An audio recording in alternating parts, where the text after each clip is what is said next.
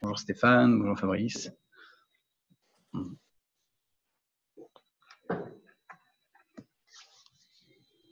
Alors, pendant que tout le monde arrive et que nos intervenants sont prêts, on va faire un petit tour de table dans quelques minutes, le temps de laisser à tout le monde la possibilité d'arriver. Et on sera ensemble pour 1 heure.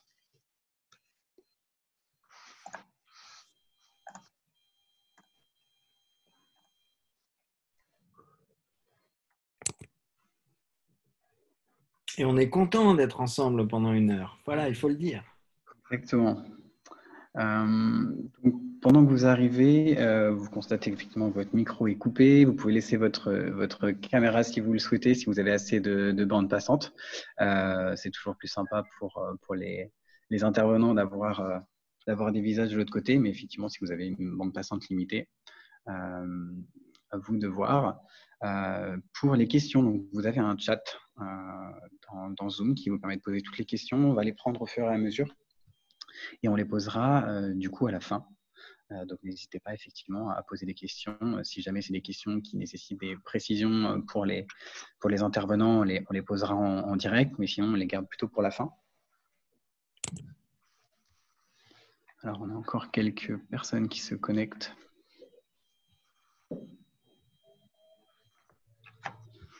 Bonjour à toutes et à tous.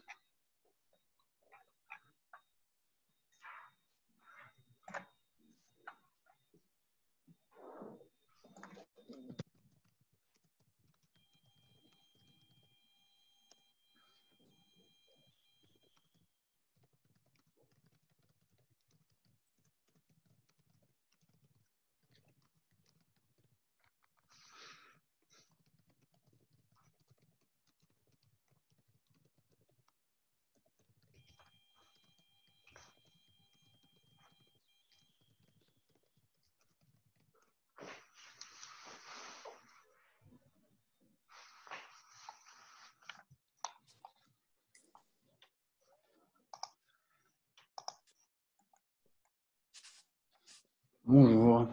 Bonjour. Je vois qu'on a encore quelques-uns à s'inscrire. Bonjour Thibaut. Bonjour Nathalie. Bonjour Slim. Bonjour Mélanie. Bonjour Karen. Bonjour Samir. Alors, on a des gens qui ont pas de nom, qui ont des identifiants, donc ce sera plus compliqué de vous nommer. En tout cas, soyez les bienvenus à ce webinaire. Donc, on va démarrer progressivement.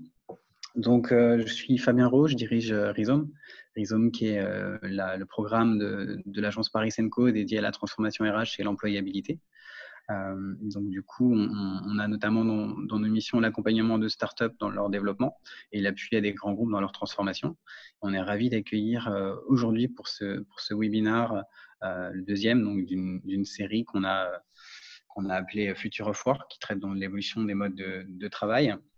Donc, d'accueillir 3 personnes qui sont avec nous aujourd'hui. Donc, Yves Brantôme, qui est le DRH de Butagaz.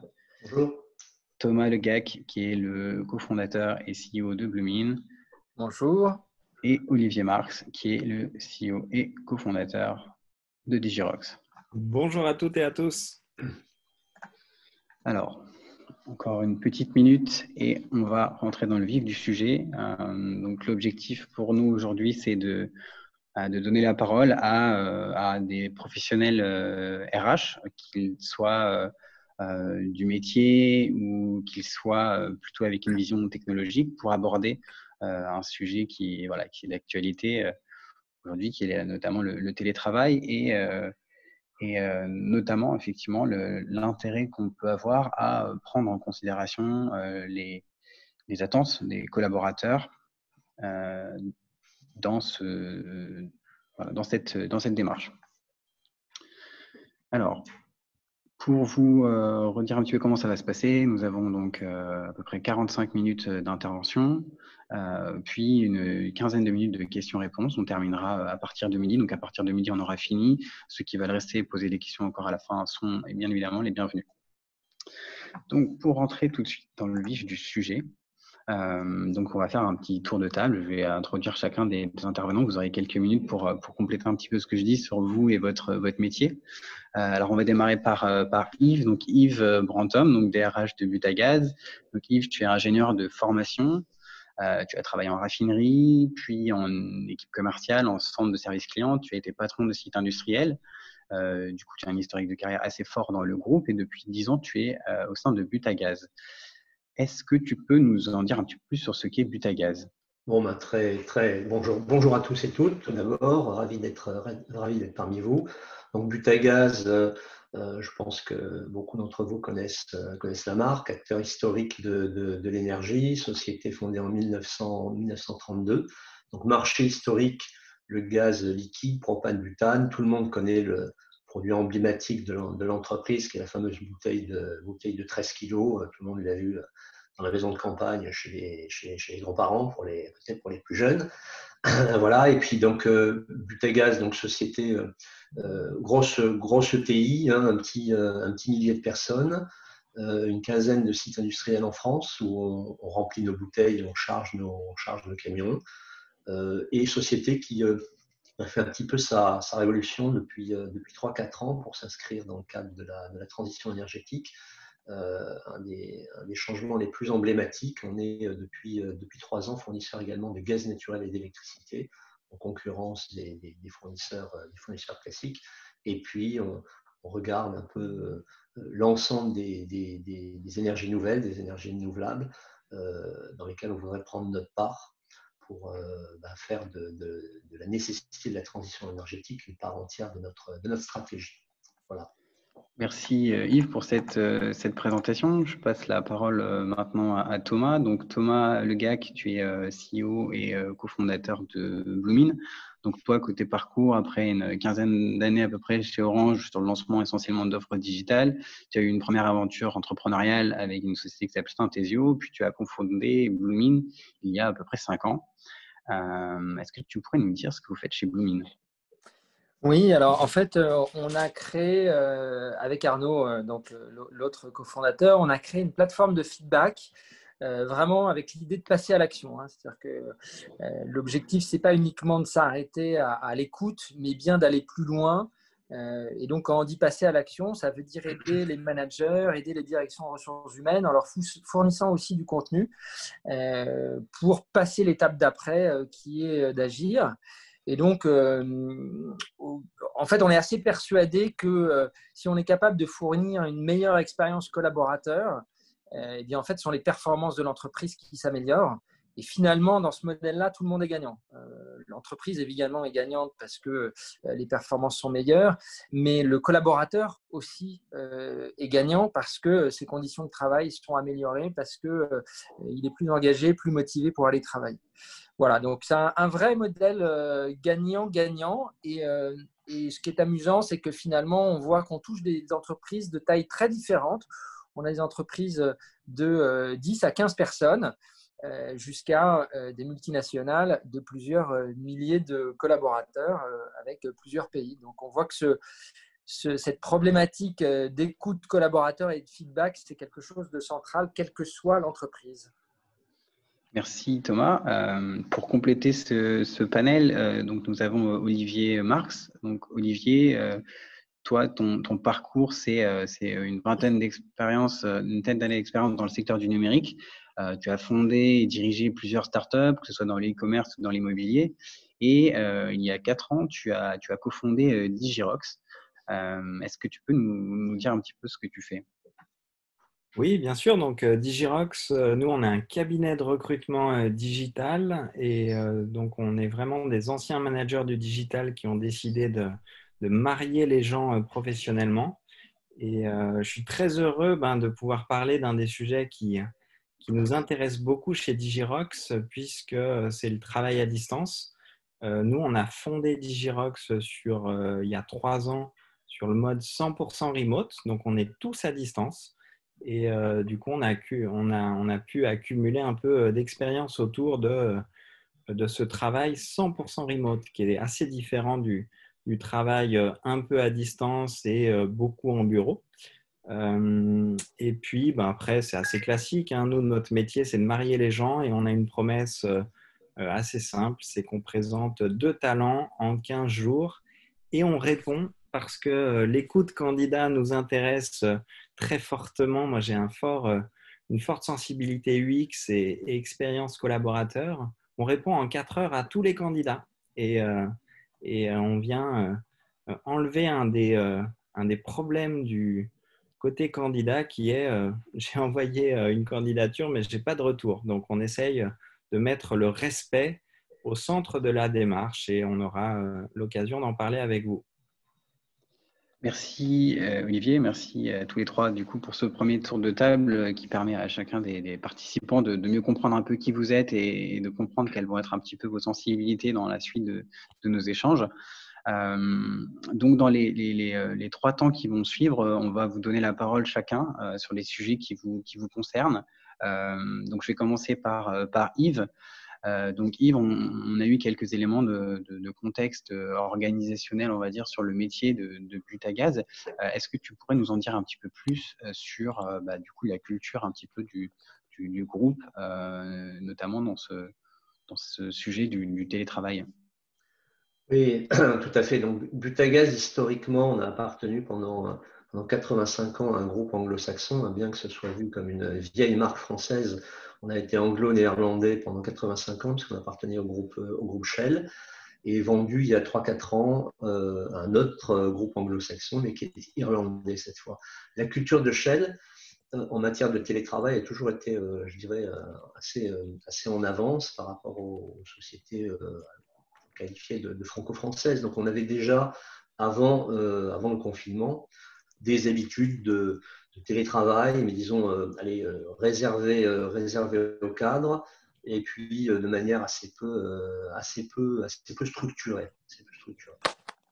Et ce qui est important de souligner aussi, c'est qu'avant avant la crise sanitaire, on a franchi déjà un premier pas en septembre 2019, parce qu'on a voulu anticiper les grèves de fin d'année dues à la réforme des retraites.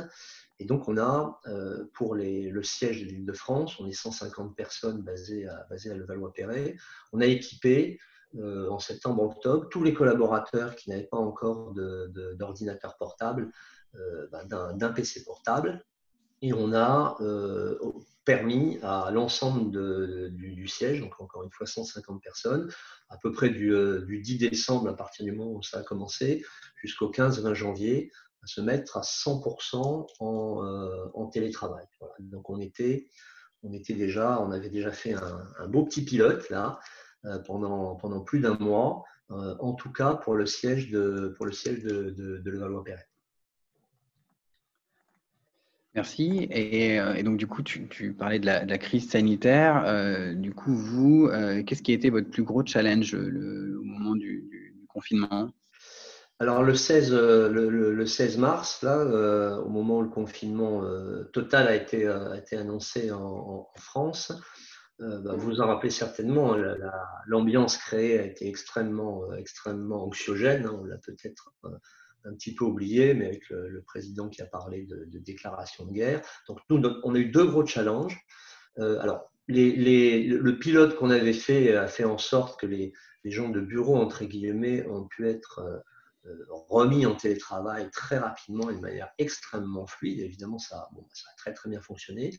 On a eu par contre 2 gros challenges sur 2 types de populations. Je vais vous expliquer qu'on avait une quinzaine de sites industriels en France. Donc le premier challenge, ça a été de faire en sorte que nos collaborateurs en site industriel continuent d'aller travailler, et également nos sous-traitants les plus importants pour l'opération de notre business, ce sont les chauffeurs, livreurs, continuent de travailler. Donc on va beaucoup parler de télétravail aujourd'hui, mais ça me permet d'insister sur le fait que quand on est une boîte industrielle, une des priorités, c'est de faire en sorte dans ce genre de crise que les personnes qui sont en première ligne et qui font tourner la boîte continuent, malgré le climat anxiogène, à aller bosser. Donc ça a été beaucoup de communication sur le terrain, beaucoup de réassurance. Je dirais qu'on a bénéficié aussi un peu de notre culture. Un deuxième point de culture très fort qu'on a dans notre métier, c'est la sécurité. manipule du gaz, on est un métier à risque, tous nos sites sont des sites classés à haut risque. Et donc, on a quand même en termes de management, on a une forte crédibilité vis-à-vis des équipes en matière de sécurité. Donc, on est parvenu à rassurer et nos personnels en site industriel et nos chauffeurs-livreurs, comme quoi on allait pouvoir continuer à travailler en toute sécurité pour le personnel. La deuxième catégorie de collaborateurs qu'il a fallu mettre en télétravail de manière un petit peu plus compliquée, ce sont nos centres d'appel. On a 3 centres d'appel répartis en France. Et là, pour le coup, dans l'épisode des grèves, on n'avait pris aucune action puisque c'était en province, ils avaient moins subi les contraintes des grèves. Donc là, les informaticiens ont réalisé des exploits puisqu'on a effectivement mis tout le monde dans le télétravail, mais en utilisant les ordinateurs personnels des collaborateurs. Et en 24-48 heures, les équipes informatiques ont réussi à faire en sorte que tous les téléconseillers puissent continuer à prendre les appels des clients, je dirais, de manière extrêmement efficace, extrêmement fluide. Ensuite, le grand défi, c'est fait un petit peu de lien avec ce qu'a expliqué Thomas pour Bloomin. Le grand défi, ça a été de suivre un petit peu l'état d'esprit, l'état du moral de toutes ces troupes, encore une fois, dans notre climat anxiogène dont on se rappelle tous, et puis notamment avec les situations un peu diverses et variées, rien à voir entre les personnes qui avaient, je dirais, la chance d'être dans des grands logements, des maisons avec des jardins, avec le beau temps qu'ils faisaient à l'époque. C'était quand même des circonstances assez positives. Et puis, les gens, généralement les plus jeunes, dans des surfaces plus petites, avec des enfants en bas âge. Voilà. Donc là, il y a eu un défi effectivement de prise de pouls de cette population un petit peu en temps réel.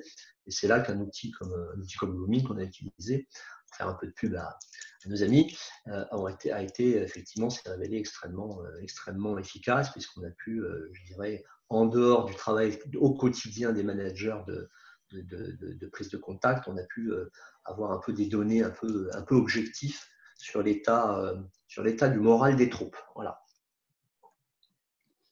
Merci pour cette première intervention. Alors, la transition est assez fluide du coup vers toi, Thomas. Donc, peut-être avant de rentrer dans ton ressenti et puis objectivement, comment est-ce que ça va fonctionner de votre côté, peut-être vous, Bloomin, vous êtes combien de collaborateurs et le télétravail, ça se passe comment chez vous? Alors aujourd'hui, on est 30 collaborateurs. Depuis le début, en fait, on est très libre sur le télétravail, puisqu'en fait, on a basé notre management à la fois sur la confiance et un management par objectif et non pas sur le temps de travail.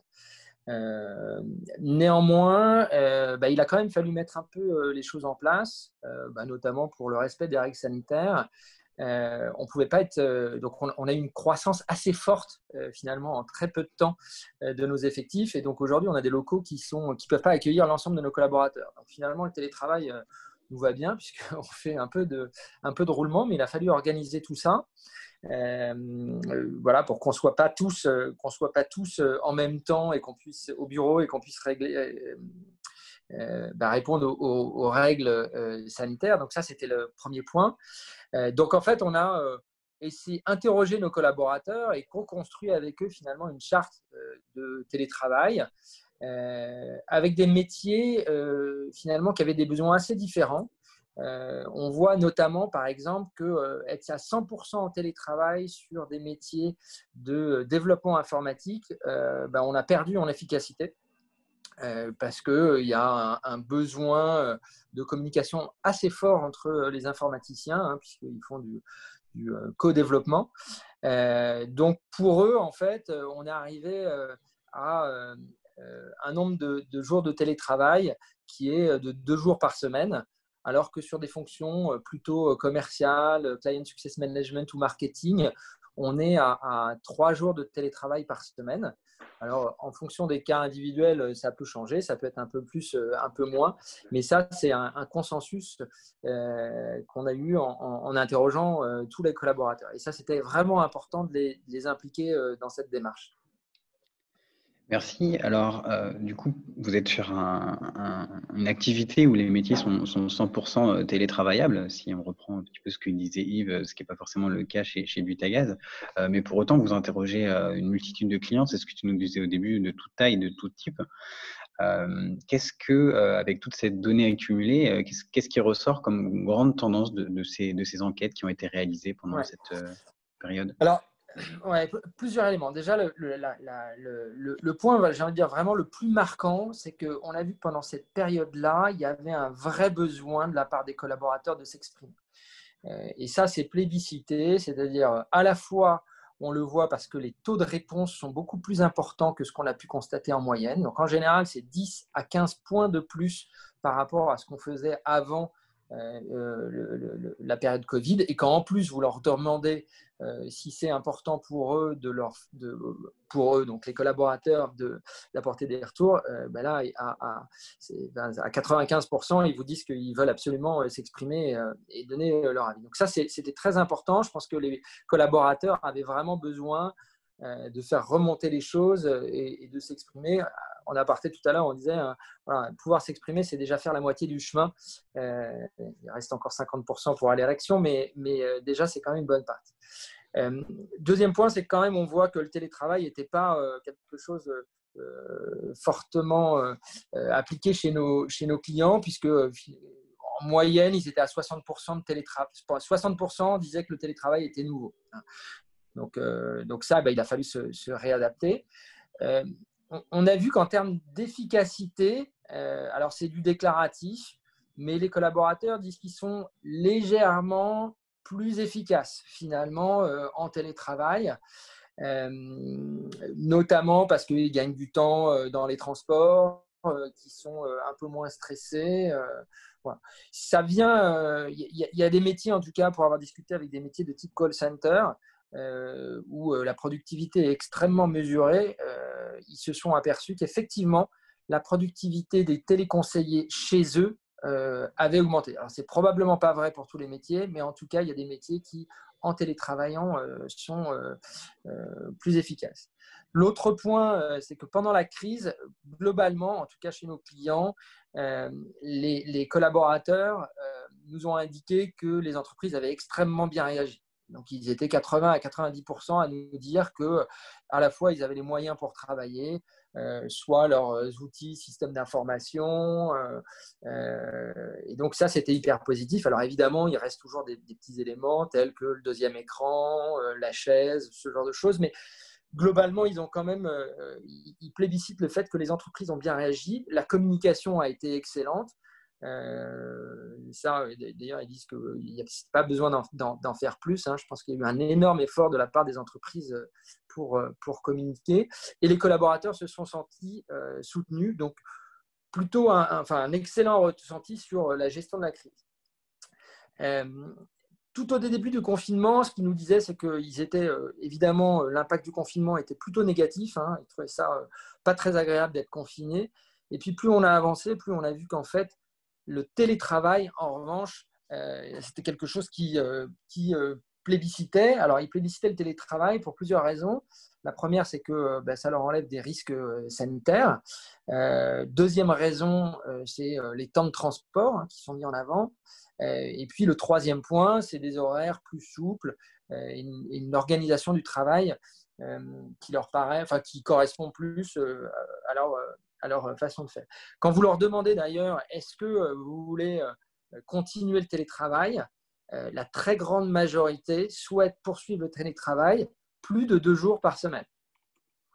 Donc, ce n'est pas 1 jour par semaine, c'est plus de 2 jours par semaine. Donc, ça, c'était pendant la période du confinement. Et en septembre, il y a une évolution de la situation. Alors, ça, c'était pendant la période de confinement. Et en fait, en septembre, pour les entreprises qui étaient très souples sur le télétravail, soit était très souple. En fait, il y a eu 2 étapes. Il y a eu évidemment tout le monde en télétravail et puis ensuite une reprise en physique plutôt, pour certaines entreprises, plutôt souple, en disant vous reviendrez au télétravail plutôt, au travail plutôt en septembre. Et en septembre, il y a des entreprises en revanche qui ont demandé à leurs équipes de fortement revenir. Et celle-là, en fait, les collaborateurs indiquent que, en fait, il y a un peu une incompréhension. C'est-à-dire qu'elles disent ça a très bien fonctionné jusqu'à présent. Et on a le sentiment maintenant qu'on ne nous fait plus confiance. Et pourquoi est-ce qu'on nous demande de revenir comme ça du jour au lendemain, travailler 4 ou 5 jours au bureau. Voilà. Ce qui a manqué quand même, ce qui était très positif dans cette période de confinement, c'est qu'il y a une très forte résilience de la part des collaborateurs. Ils se sont organisés entre eux et ils indiquent qu'ils avaient des contacts journaliers avec l'ensemble de leurs équipes. Donc, il n'y a quasiment personne qui s'est trouvé complètement isolé. Je pense que ceux qui étaient isolés, c'était déjà des gens qui devaient être probablement isolés avant. Avec donc 80% qui disent qu'ils avaient des contacts quotidiens avec leurs collaborateurs. Ce qui est un peu moins positif, c'est sur le management, où finalement, on s'aperçoit qu'il y a un tiers des collaborateurs qui nous disent avoir gardé les mêmes rythmes de réunions managériales. Or, on sait bien que quand toutes les équipes sont à 100% en télétravail, il faut adapter son mode de management et notamment avoir des rituels de réunions plus fréquents, plus courts. Et donc, il y en a un tiers qui disent qu'ils ont eu le même rythme, un tiers qui, en revanche, ont eu des rythmes de réunion plus fréquents et un tiers où, au contraire, d'ailleurs, le rythme de réunion avec les équipes a baissé. Voilà. Et quand vous leur demandez, quand vous demandez aux collaborateurs ce qu'ils souhaitent, dans cette période-là, ce sont des réunions plus fréquentes et plus courtes. Voilà. Peut-être juste, Thomas, pour rebondir sur un des points que tu disais tout à l'heure et pour avoir un avis plutôt effectivement nuancé, on a parlé assez rapidement du fait qu'en septembre, il y avait une petite inversion des tendances, un retour au présentiel, alors qu'on constatait que le télétravail avait plutôt bien fonctionné pour les fonctions pour lesquelles c'était possible. Peut-être, Yves, côté Butagaz, est-ce que toi, tu as un avis sur la question, sur ce retour un petit peu au présentiel Oui, nous, en fait, si je regarde strictement Butagaz, on a, à partir de la mi-août, là, on a commencé à se poser des questions sur un retour au bureau. On était encore dans l'incertitude. On nous annonçait quand même globalement que les problématiques de la crise sanitaire allaient être encore très, très, très, très prégnantes. Mais bon, ce qu'on a constaté, c'est nous, au comité de direction, et puis beaucoup de nos collègues managers poussaient quand même pas mal à dire il faut revenir en présentiel. Et puis, pour élargir un petit peu, moi, dans mon réseau de connaissances de DRH ou d'amis, j'ai quand même constaté que notamment dans les grands groupes, dans des grands groupes français, il y avait un réflexe véritablement à vouloir absolument, un peu par principe, faire revenir tout le monde au boulot. Moi, j'ai constaté quand même une réaction des managers de façon comme ça générale qui bon, ça c'est très, très, très personnel et très intuitif, mais j'ai l'impression que les gens avaient peut-être senti une espèce de perte de contrôle, de perte de pouvoir à être chez soi, isolé, et à plus avoir ses troupes sous la main. Il y avait un peu ce réflexe de dire on a besoin, c'est important pour manager les équipes, de retrouver les gens physiquement en présentiel, au-delà des aspects relations sociales, évidemment, qui étaient aussi mis en avant, en disant perte de contact, perte de sentiment d'appartenance, etc., etc. Mais bon, moi j'ai pas mal challengé personnellement les managers de Butagaz qui étaient très, très, très pushy pour faire revenir un peu les gens en présentiel dans ce contexte encore un peu compliqué. Surtout en leur disant, écoutez, finalement, votre boulot de manager, vous l'avez plutôt très bien fait, et pour beaucoup d'entre eux d'ailleurs, mieux fait. On parlait tout à l'heure des efforts qui avaient été faits un peu par toute l'entreprise, mais notamment les managers pour garder le contact et puis pour suivre la performance des collaborateurs. Vous l'avez finalement plutôt mieux fait pour beaucoup d'entre vous que dans le contexte classique. Voilà. Bon, après, compte tenu de la situation sanitaire, nous, chez Butagaz, de toute façon, on a décidé de revenir à une mise en télétravail, je dirais, à 100% pour tous les postes où c'était possible. avec l'exception, nos bureaux sont évidemment ouverts, on a un petit 15-20% de salariés qui sont revenus, mais c'est plutôt, je dirais, sur deux catégories. Les nouveaux arrivants, parce qu'on a eu toute une vague de stagiaires, d'alternants notamment qui sont arrivés en septembre. Donc là, on a voulu organiser leur arrivée en présentiel avec la présence des équipes dans lesquelles ils étaient accueillis. Et puis évidemment, une frange de nos collaborateurs qui sont, je dirais, mal à l'aise, mal installés, moins bien installés en télétravail chez eux, à qui on a dit, bien entendu, dans la limite d'une jauge maxi qu'on a fixée, vous pouvez venir travailler au bureau. Voilà. C'est plutôt, le mindset, ça a été plutôt de dire l'onboarding des nouveaux arrivants et les personnes qui sont en difficulté chez eux en télétravail permanent. Alors, du coup, tu parles d'onboarding des nouveaux arrivants, et donc effectivement, c'est un sujet qui commence à se faire ressentir. La mise en place du télétravail et les conditions de télétravail sont un facteur d'attractivité, pourrait avoir une incidence sur le recrutement, en tout cas en termes de marque employeur. Peut-être du coup sur le sujet, Olivier, tu peux peut-être tu nous as dit tout à l'heure que tu avais monté une structure en toute agilité. Peut-être nous parler un petit peu de ton métier, comment ça fonctionne et effectivement ton avis par rapport à ces questions de marque employeur.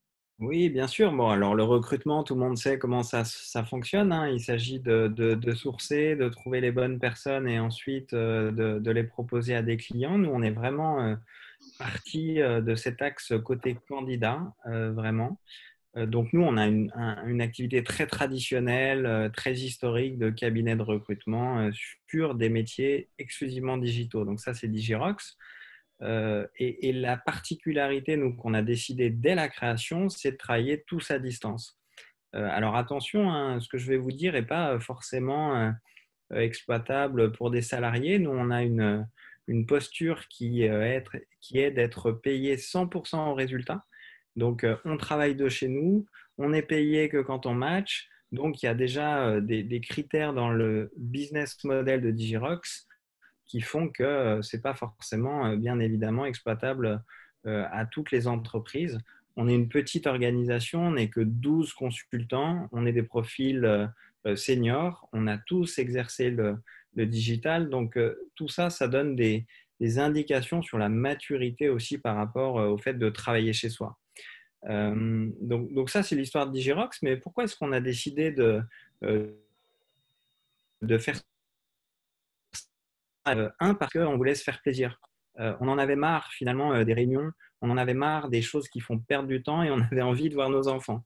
Il y a plusieurs personnes chez Digirox qui sont pères ou mères de famille et c'est vraiment cette volonté de liberté et finalement de redesign alors moi j'aime pas ce hashtag Future of Work puisque moi je parle de Present of Work et puis on n'est pas du tout les seuls à être 100% remote. 100% à distance. Alors c'est vrai que maintenant avec le Covid, pour être très franc, c'est un avantage en termes d'organisation parce que ça ne change rien à notre organisation concrète. Il n'y a pas de changement de façon de travailler chez Digirox, Covid ou pas Covid, et au contraire, le fait d'être tous à distance, donc Sandra, elle est à Saint-Domingue, on a 2 ou 3 personnes à Paris, d'autres à Marseille, d'autres à Aix, moi je suis souvent à Lyon. Enfin, le fait de mailler un peu le territoire fait que par nature, nous, on est résilients. Et puis, un dernier point du pourquoi, parce que comme Simon Sinek, je suis assez sensible avec mon associé Benoît au why. Pourquoi est-ce qu'on fait les choses, le sens. On a monté Digirox pour régler le problème de l'engagement. Le problème de l'engagement, il est très fort. En gros, dans une organisation, il y a 10% des gens qui sont à fond, 30%, ils ne savent pas trop dans quel camp ils vont basculer, et puis 30%, je ne sais pas si ça fait donc 30, ça fait 60, et peut-être, enfin bon, vous avez à peu près compris l'idée, mais 30% de gens qui vont plutôt être freinés des cas de fer. Et cette question de l'engagement, pour moi, elle est cruciale. Et alors nous, on a de la chance, on fait un métier qui a du sens.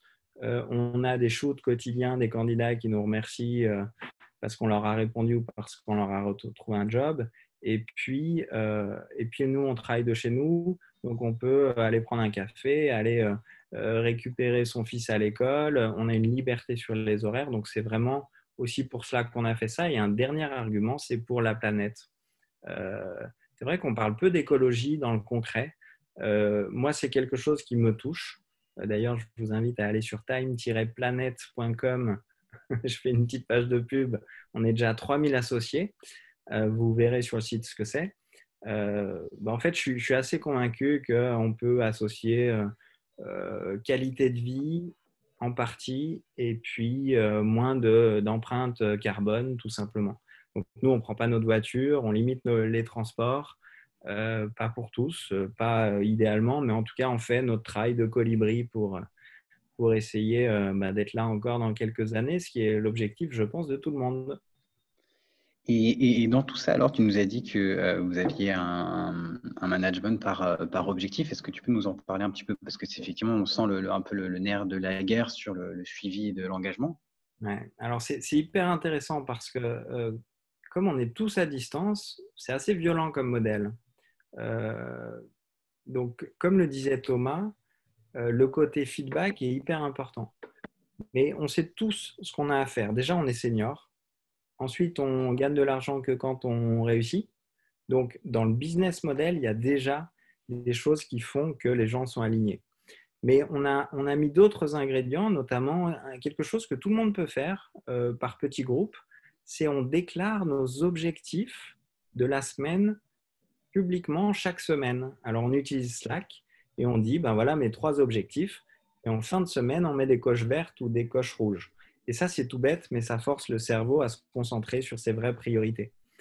La vraie chose qu'on a mis en place, mais qui n'est pas une innovation, hein, c'est les OKR. D'ailleurs, on va publier un e-book la semaine prochaine sur les OKR. C'est tout simplement les résultats attendus.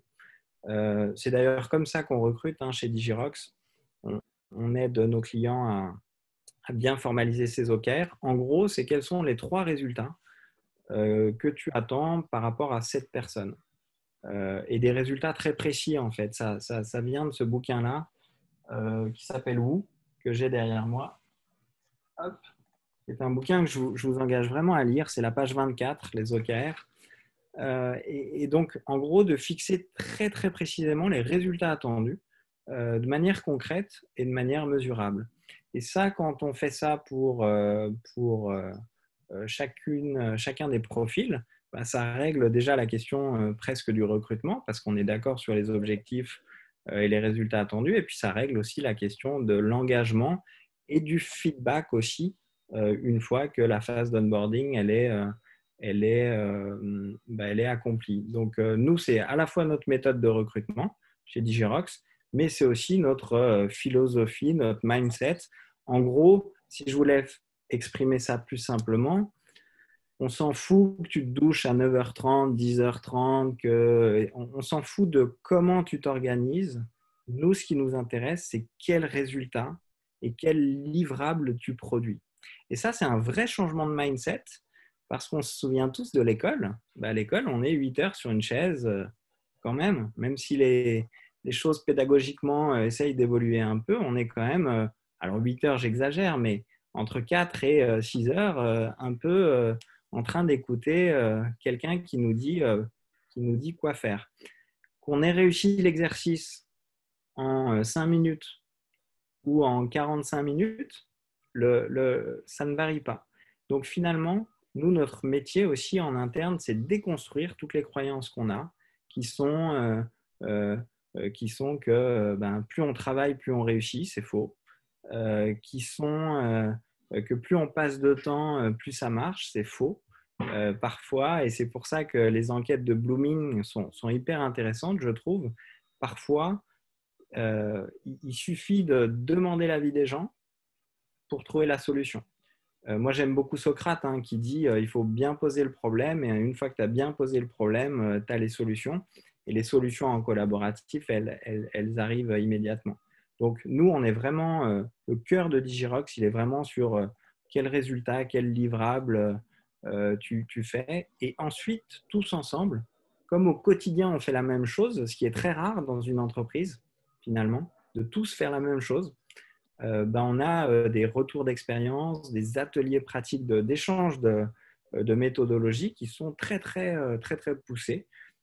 D'ailleurs, on vient d'annuler notre Digitour physique, parce que tous les 3 mois, on fait un Digitour physique. Pour les raisons que vous connaissez sanitaires, on va le faire à distance. Et je ne vous cache pas qu'on est un peu, comme tout le monde, embêté, parce que le fait de se voir aussi à 3 ou 4 mois d'intervalle, c'est aussi hyper intéressant. Donc là, on va le faire 100% remote. Mais vraiment, les objectifs, les résultats à atteindre, c'est au cœur du système DigiRock. Merci pour ce partage. On reviendra tout à l'heure sur la question du lien, effectivement, hein, pour contrebalancer le distanciel complet. Alors, on parle beaucoup de distanciel complet parce qu'effectivement, tu l'as précisé, vous êtes un modèle qui n'est pas transposable dans toutes les organisations. Il y a pour autant des bonnes pratiques qui sont qu'on peut facilement mettre en place, et typiquement les OKR, donc on reviendra dessus, et le livre a été partagé dans les commentaires parce que je pense que la référence a intéressé. Peut-être, Yves, une réaction par rapport à ça, parce qu'effectivement, dans ton organisation, il y a des métiers où le télétravail n'est pas possible. Donc, comment est-ce qu'on peut gérer cette inéquité? Oui, en tout cas, ce sentiment d'inéquité, alors il a été assez violent dans la période ultra anxiogène du confinement, hein. On avait nos collaborateurs en site industriel qui nous ont challengé très fort en disant les gens de bureau sont bien protégés entre guillemets de la problématique sanitaire en étant chez eux bien tranquilles, et nous on doit continuer à venir s'exposer sur le site. Donc ça, dans cette période un peu de crise, ça a été un vrai sujet. Alors là, on n'a pas de solution miracle, mais beaucoup de communication, beaucoup de conviction sur le fait qu'on mettait en œuvre évidemment toutes les mesures pour protéger au maximum nos personnels en site. Sur la durée, je sens encore potentiellement un sujet qui sera latent, hein, parce qu'au fur et à mesure qu'on mettra en valeur les travail en matière de qualité de vie pour les gens qui ont des postes où ils peuvent télétravailler, on aura le challenge qui existe déjà, hein, entre population en site industriel et population en bureau, le challenge permanent de dire les personnels en bureau sont souvent sur des tas de sujets favorisés, entre guillemets. Le télétravail va rajouter une petite couche. Donc là, nous, ça nous motive et ça nous donne l'opportunité également de s'occuper de la qualité de vie au travail de nos personnels en site industriel. Et Dieu sait qu'il y a des choses à faire. Donc là, le secret est un peu là, il est de se remettre à l'ouvrage sur les sujets d'amélioration possibles en site industriel pour essayer de garder un équilibre. Alors, pour en revenir au public, du coup, dont le métier est télétravaillable, donc tu disais en préparation de ce webinaire que vous avancez progressivement sur un certain nombre de consignes qui vont être diffusées aux managers, qui va leur laisser un petit peu la main aussi sur la mise en place des conditions de télétravail. Est-ce que tu peux nous en parler un petit peu? Oui, au-delà de la crise sanitaire, on avait déjà un petit peu fait notre retour d'expérience, hein, et on est décidé chez Butagaz à poursuivre le télétravail, je dirais, quand nos vies seront redevenues à peu près normales. Alors, on n'a pas encore jaugé 2 jours et demi, 3 jours par semaine.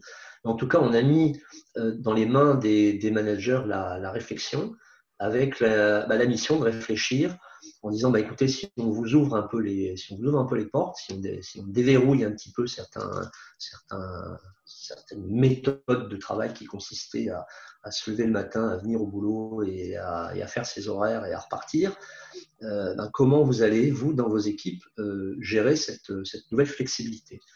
Et ce mot, à mon sens, est important parce que nous sommes convaincus qu'il y aura une utilisation du télétravail qu'il faudra adapter à chaque métier télétravaillable. Ce ne sera pas la même chose pour des métiers extrêmement transactionnels, des téléconseillers, des gens qui font du dispatch logistique et des marketeurs. Ce ne sera pas pareil pour des RH et pour des financiers.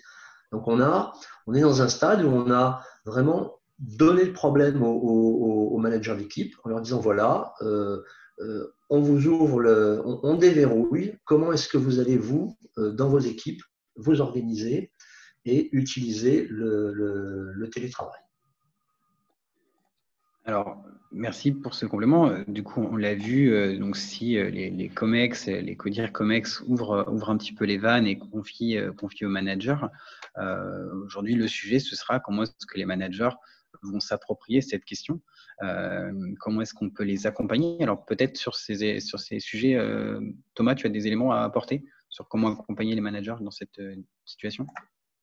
En fait, on voit bien que alors, le télétravail, on ne va pas pouvoir revenir en arrière, hein, c'est assez plébiscité par les organisations. Ce qui est très clair, c'est que si on manage comme avant, ça va être compliqué parce que ça ne va pas fonctionner. Donc, je crois que les entreprises aujourd'hui ont un vrai devoir d'accompagner les managers, hein, qui ne sont pas un frein, qui ont juste besoin aussi qu'on les aide. Et notamment sur, je crois, donc une manière différente de s'organiser, c'est de créer des rituels avec ses équipes.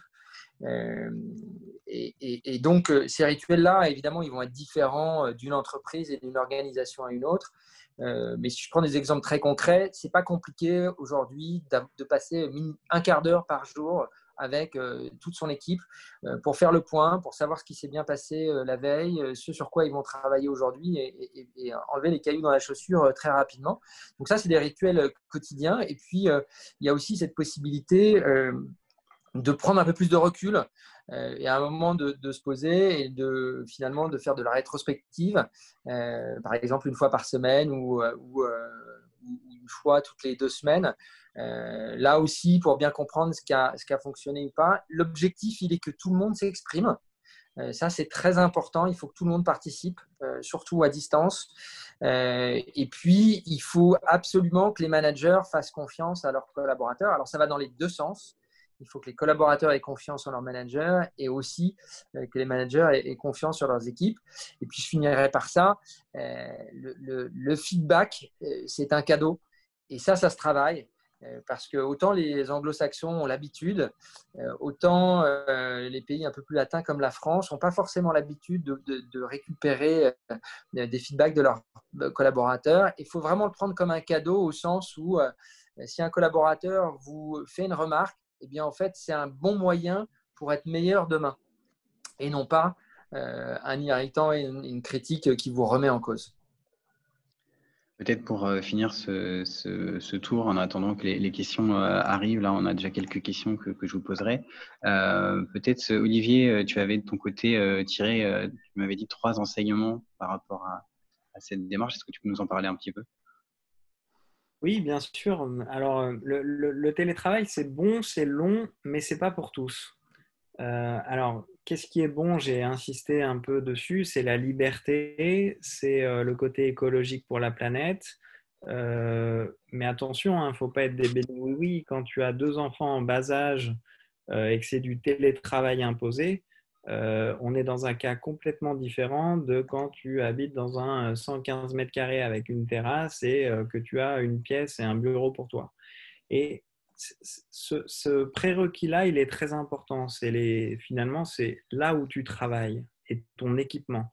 Et là, c'est des choses très basiques. C'est est-ce que tu es bien assis? Est-ce que tu as des bons écrans, comme Thomas l'avait dit? Donc, est-ce que ta connexion est bonne? Et on a tous des connexions qui sont meilleures, qui sont de mieux en mieux, mais pas forcément non plus superbes. Donc, il y a un chantier conditions de travail très basique, conditions d'équipement en fait, qui, à mon sens, est vachement sous-estimé.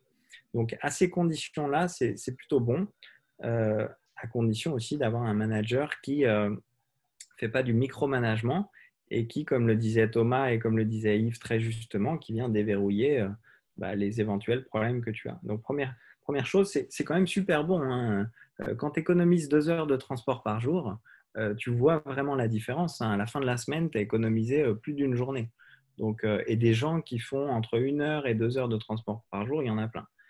Après, c'est long. Nous, on est encore en train d'apprendre sur le bon dosage de présentiel, pas de présentiel par rapport au Digitour, sur la façon de communiquer, etc. Et ça fait 3 ans qu'on fait ça de manière intensive. Donc, c'est un apprentissage. Et ça, c'est vraiment important, à mon sens, de le comprendre. C'est que les choses ne sont pas réglées pour toujours en télétravail. C'est comme l'e-commerce. On a pensé à un moment donné que tout le monde allait acheter en ligne. Bon, ben non, les gens aiment bien les magasins, donc ils achètent en ligne et aussi en magasin. Le télétravail, c'est la même chose. On est des animaux sociaux, on aime se voir, on aime échanger, mais la vidéoconf, ça fatigue.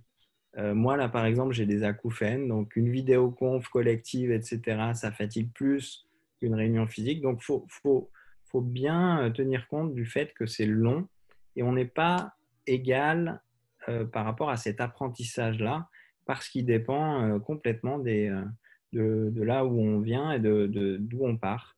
Il y a des gens par exemple, qui, pendant ce confinement un peu forcé, sont retournés chez leurs parents et se sont mis à régresser. On oublie de le dire, mais les psychologues sont en train de travailler là-dessus. C'est qu'il y a des régressions là, dans la société française en ce moment. Et ensuite, ce n'est pas pour tous. Alors, il n'y a que 40% des gens qui peuvent travailler, qui peuvent télétravailler en France. Hein. Je crois que c'est à peu près les stats. Quand vous montez des murs, quand vous êtes maçon, vous ne télétravaillez pas. Yves le décrivait très bien, donc il faut faire gaffe à la fracture entre ceux qui peuvent et ceux qui ne peuvent pas. Et ça, c'est un sujet de société. Et puis, il y a une autre fracture potentielle, c'est l'autonomie.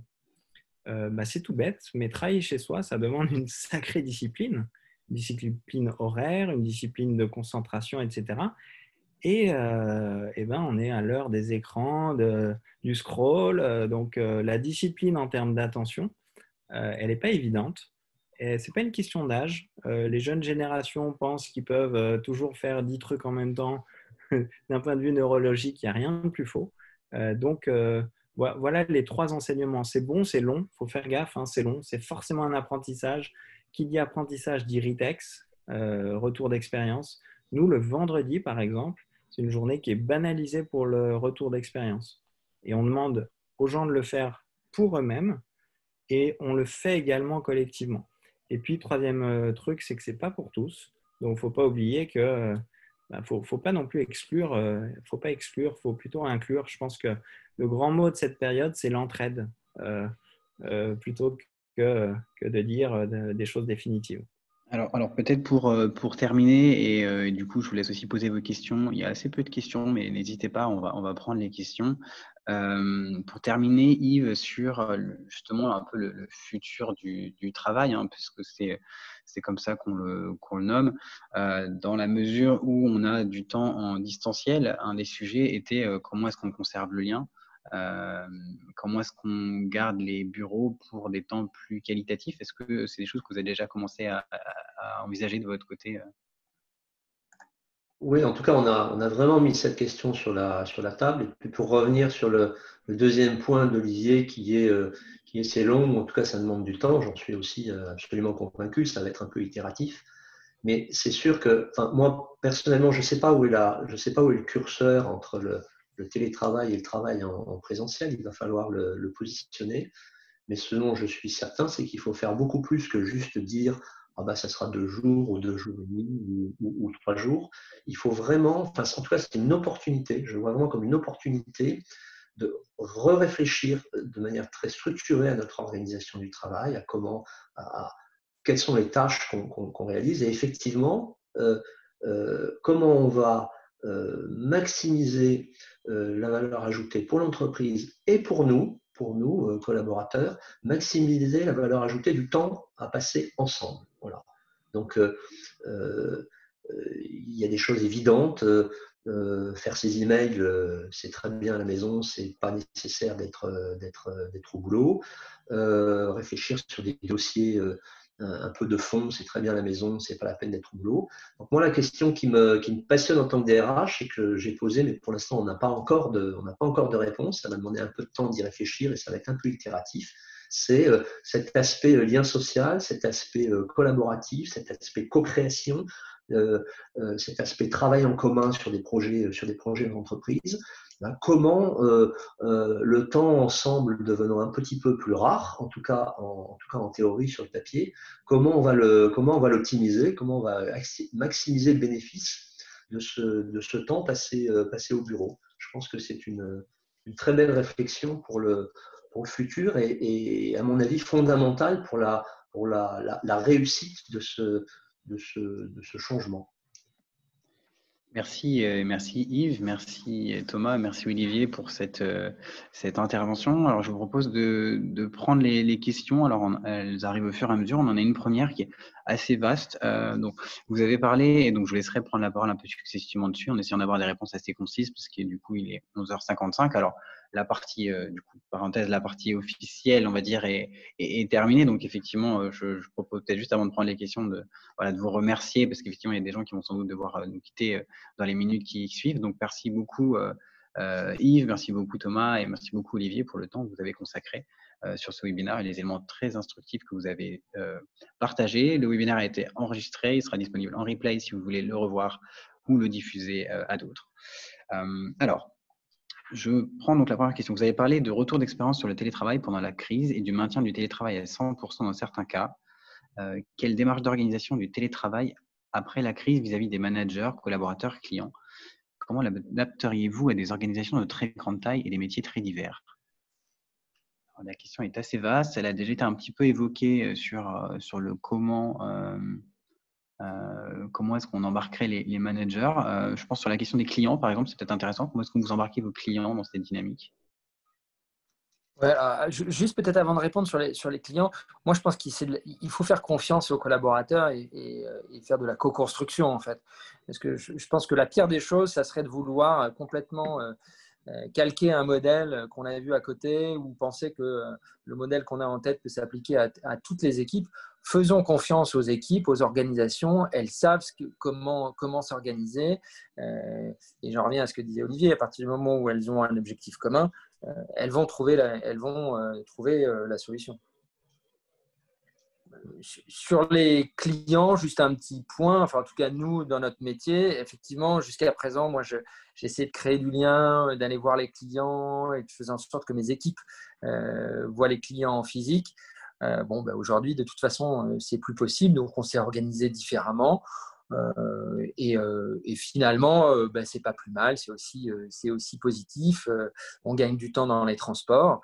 Le seul point, c'est un peu comme pour les équipes, c'est comment est-ce que je crée ce contact avec des prospects ou des clients qu'on réussissait à faire en physique. Comment est-ce qu'on réussit à faire ça à distance? Et donc, ça se travaille au fil de l'eau. Mais ça, je crois que Olivier, toi qui fais ça depuis toujours.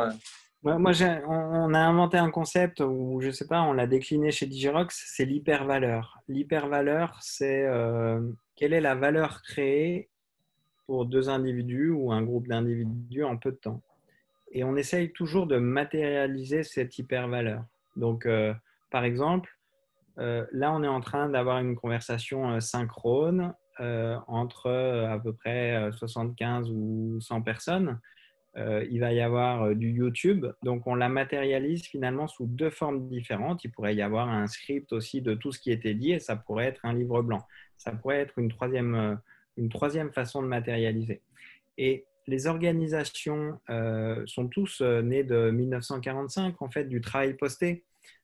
Finalement, le rapport au temps, ça date de 1945. Et c'est ça qui est en train d'être bousculé. C'est le travail posté, tout simplement.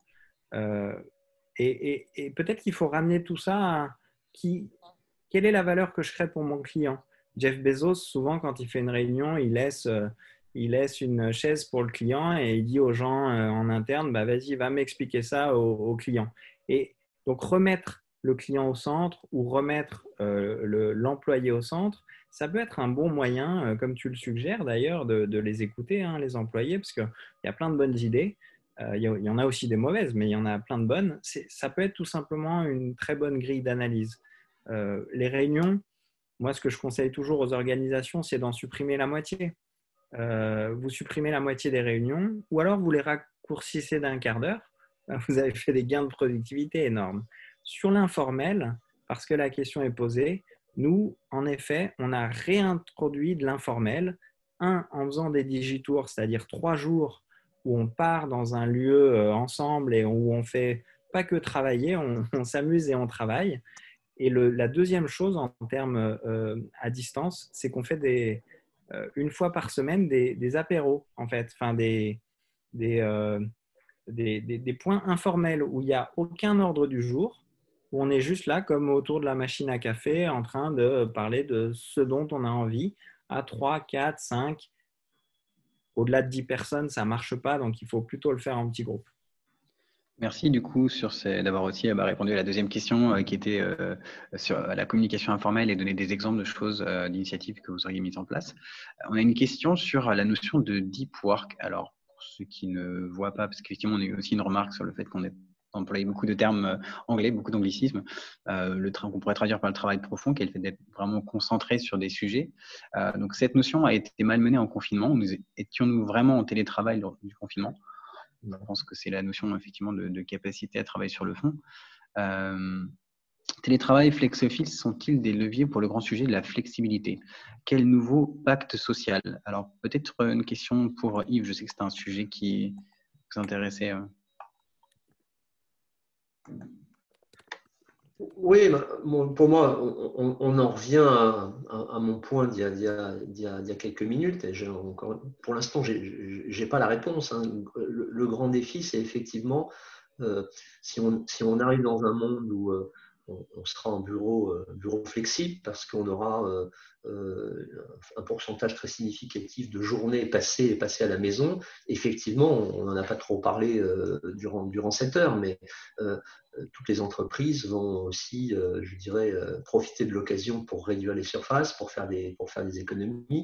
Et donc, s'il n'y a plus que la moitié de la surface pour accueillir l'ensemble des collaborateurs, ça veut dire flexibilité dans les bureaux. On n'a plus son bureau à soi, on n'a plus la possibilité de le personnaliser, voilà, peut-être d'un certain côté, un petit risque de déshumanisation du lieu de travail.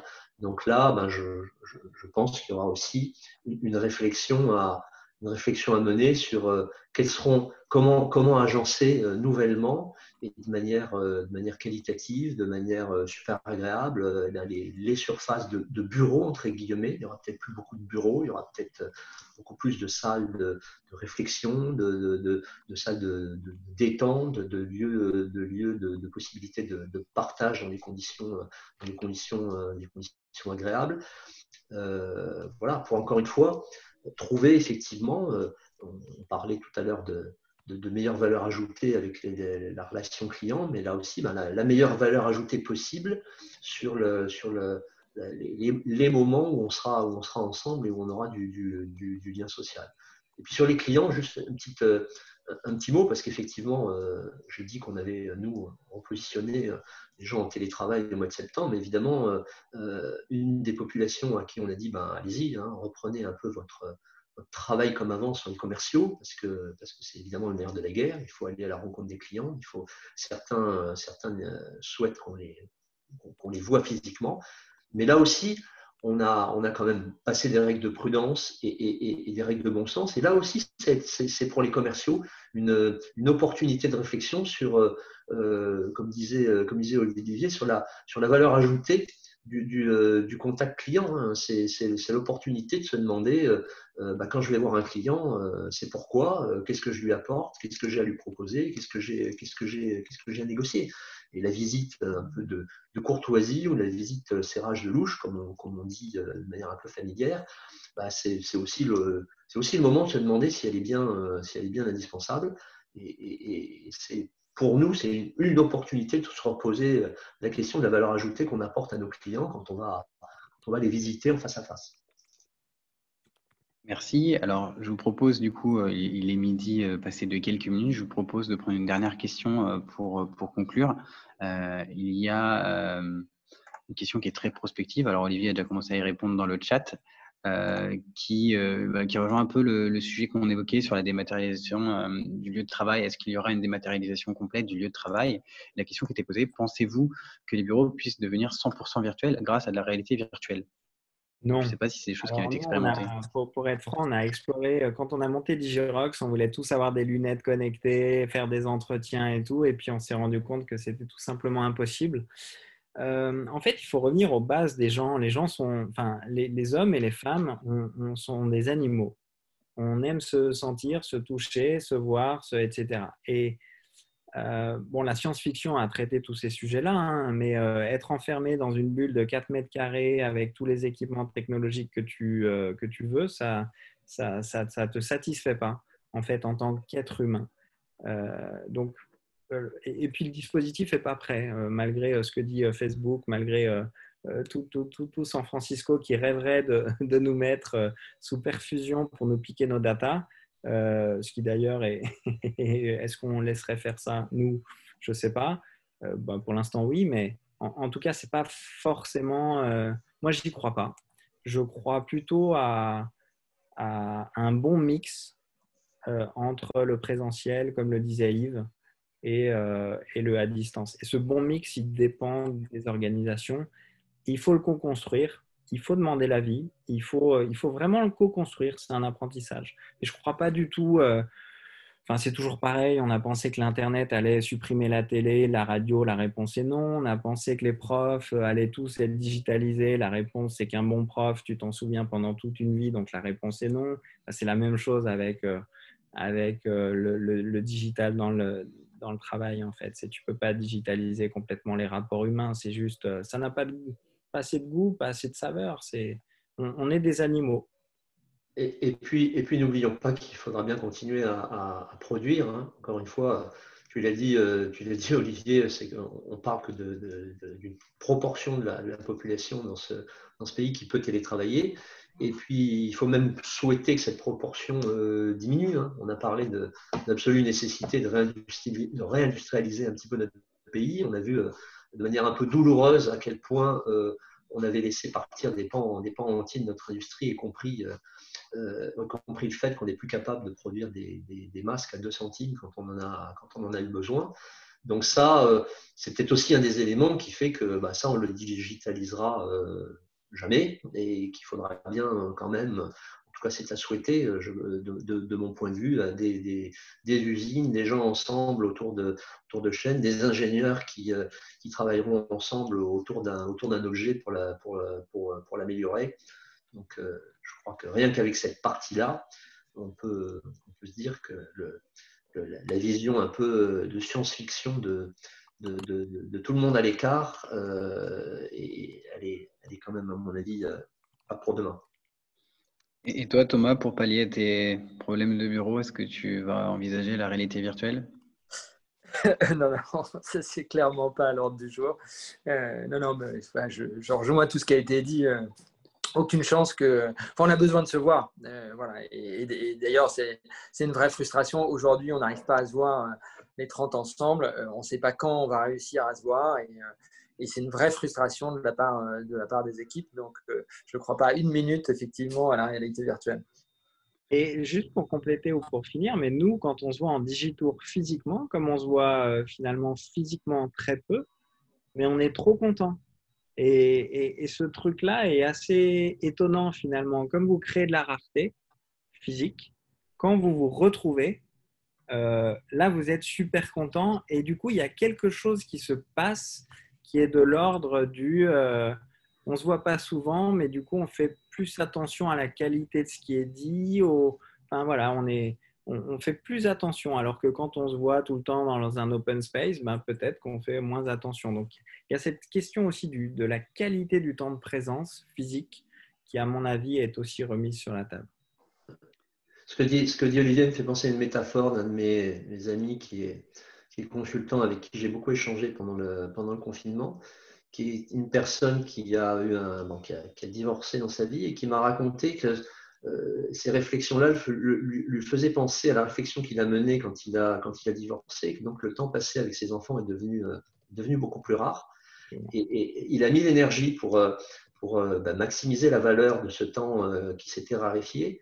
Et en fait, sa conclusion, c'était de dire qu'il avait amélioré de manière incroyable la qualité des rapports qu'il avait avec ses enfants depuis qu'il les voyait un week-end sur deux et la moitié des vacances. Parce qu'avant, c'est un gars qui travaillait beaucoup, qui partait tôt, qui rentrait tard, et finalement il vivait avec ses enfants, mais il ne les voyait pas beaucoup. Donc, effectivement, cette métaphore est assez puissante, je trouve. je vous propose du coup de terminer sur cette métaphore, donc effectivement, qui remet un petit peu au centre le fait que le télétravail c'est bien, mais aujourd'hui, comment est-ce qu'on améliore la qualité des interactions physiques qu'on va avoir, parce qu'elles sont amenées à être peut-être un peu plus rares ou de plus en plus rares. Et donc effectivement, je vous propose de terminer là-dessus. Merci beaucoup Yves pour ton temps. Merci Thomas pour ton temps. Merci Olivier. Merci à vous d'avoir suivi ce webinaire. Le prochain sera dans 2 mois et traitera des questions plutôt immobilières dans le cadre du télétravail. Donc effectivement, autre gros volet et puis volet d'avenir sur ces questions-là. Je vous souhaite une bonne fin de journée. Et puis à bientôt. Merci à Au vous. revoir, bonne journée à tous.